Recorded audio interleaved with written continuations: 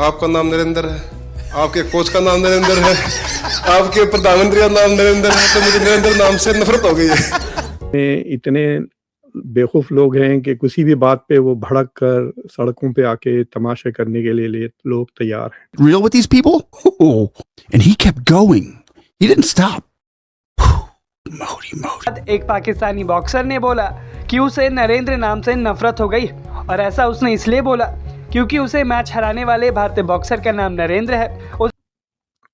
कि मुझे लगता है कि India wants to improve relations with Bangladesh but wants to use Sheikh Hasina as a leverage. जो है एक मैन मेड रिलीजन है और हमारे पास अल्लाह ताला के वजूद का कोई सबूत नहीं है। भारतीय बॉक्सर के कोच का नाम भी नरेंद्र है और भारत के प्रधानमंत्री का भी नाम नरेंद्र ही है, इसलिए उस पाकिस्तानी बॉक्सर को नरेंद्र नाम से नफरत हो गई।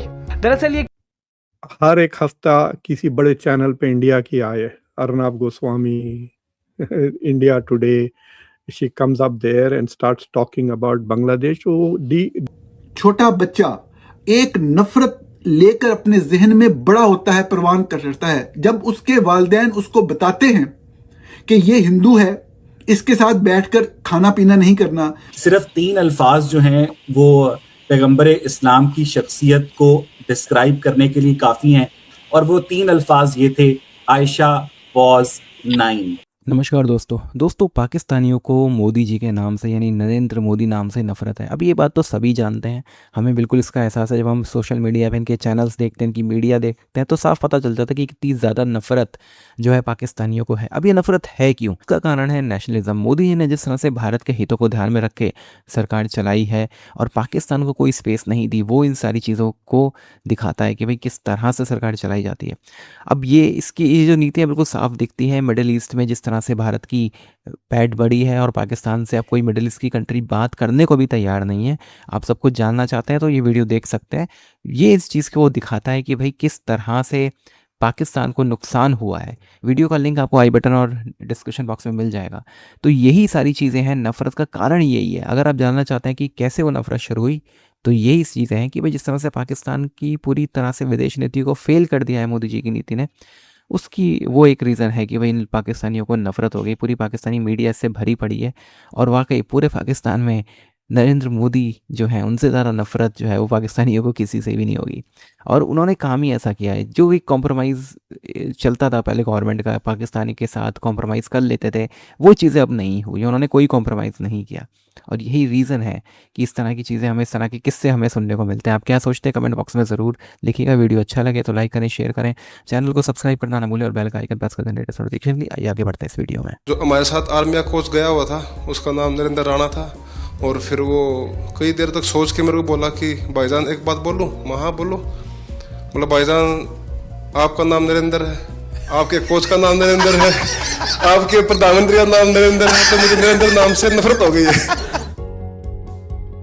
सुना आपने कैसे भारतीय बॉक्सर नरेंद्र बेरवाल किस्सा सुना रहे हैं कि कैसे उनसे मैच हारने के बाद एक पाकिस्तानी बॉक्सर ने बोला कि उसे नरेंद्र नाम से नफरत हो गई, और ऐसा उसने इसलिए बोला क्योंकि उसे मैच हराने वाले भारतीय बॉक्सर का नाम नरेंद्र है। उस भारतीय बॉक्सर के कोच का नाम भी नरेंद्र है और भारत के प्रधानमंत्री का भी नाम नरेंद्र ही है, इसलिए उस पाकिस्तानी बॉक्सर को नरेंद्र नाम से नफरत हो गई।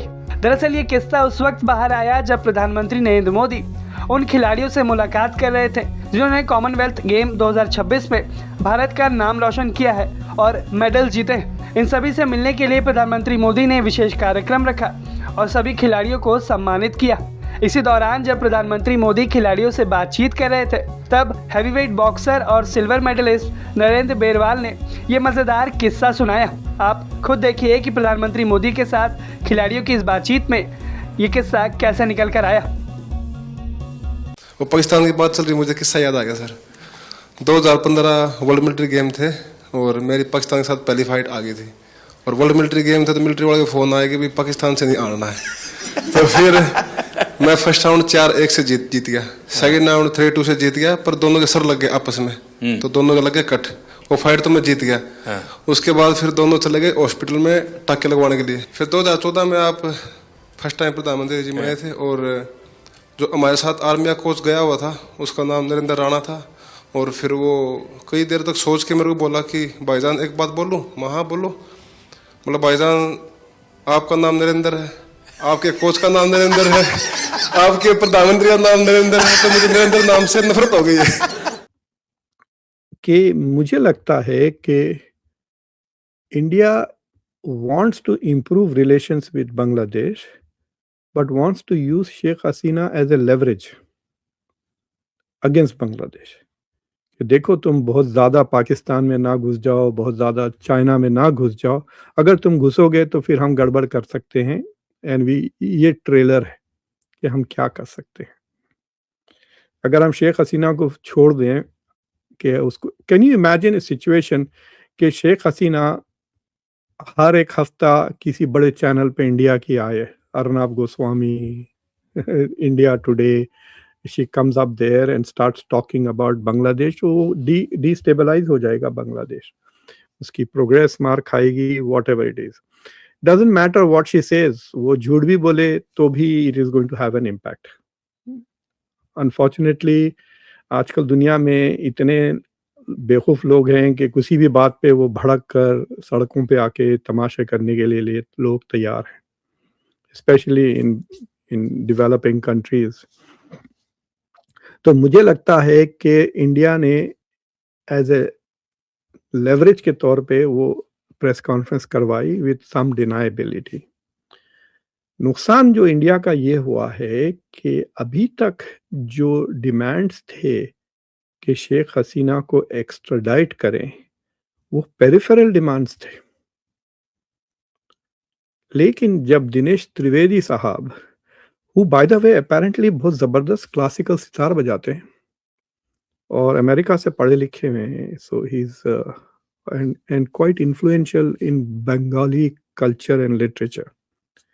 सो थोड़े लोगों ने कहा था कि क्यों फॉरेन सर्विस के बंदे को नहीं भेजे, you know he is a political appointee, but apparently he is a good choice. तो दिनेश त्रिवेदी साहब जब मिलने गए तारिक रहमान से, तो he brought up the issue of extradition. तो अब ये प्राइम मिनिस्टर लेवल पे आ गया। सो अब उसमें ये होगा कि India at some point will have to say yes और नो। मतलब ये इंडेफिनेटली, मतलब अब लोगों को क्या पता कि इंडिया में केसेस 20-20 साल चलते हैं, लोगों को जस्टिस नहीं मिलती, केसेस फाइल करके रखें। उमर खालिद का देखिए आप, 6 साल से ज़्यादा हो गया है, उसको ना तो बेल देते हैं ना उसका केस सेटल होता है। तो आप सारी ज़िंदगी कट जाएंगी इंडिया के कोर्ट्स में, आपको केस जस्टिस मिलेगी नहीं। So they can simply drag this on for वो मरे तक Sheikh Hasina, they can keep saying we are doing our legal process, ये वो। But at some point they will have to say yes or no, or at some point Bangladesh will assume कि this is a no. तो already कुछ चंद महीने हो गए ना ये केस होकर डिमांड करके। But the problem for India is के ये प्राइम मिनिस्टर लेवल पे आ गया। तो जब भी मुलाकात होगी इवेंचुअली तारिक रहमान की नरेंद्र मोदी से, they will have to address this issue क्योंकि वो एजेंडा पे रहेगा। अनलेस इंडिया बिल्कुल डाउनग्रेड कर देता शेख हसीना से और 1 साल तक कुछ नहीं होता ये वो, देन जो पब्लिक प्रेशर जो है, देखिए BNP was always seen as an anti India party while Awami League was pro India, लेकिन BNP is not as anti India as Jamaat Islami. अब क्योंकि Awami League is not in the picture, BNP is the pro India party in Bangladesh, या moderate India party है, और Jamaat Islami is the anti India party. तो BNP के ऊपर constantly pressure रहेगा कि इट कंटिन्यू टू शो कि it is not surrendering to India and to Modi like Sheikh Hasina ने जैसा किया था। मतलब अवामी लीग ना बन रही हो, ये प्रूव करते रहना पड़ेगा बीएनपी को मुसलसिल, क्योंकि जमात इस्लामी बोलेगी देखो ये बन गए शेख हसीना, द न्यू शेख हसीना, यही कहेंगे ना तारिक रहमान के लिए। तो तारिक रहमान, मैंने जब ये रेवोल्यूशन हुआ था डिप्लोमेट में एक आर्टिकल लिखा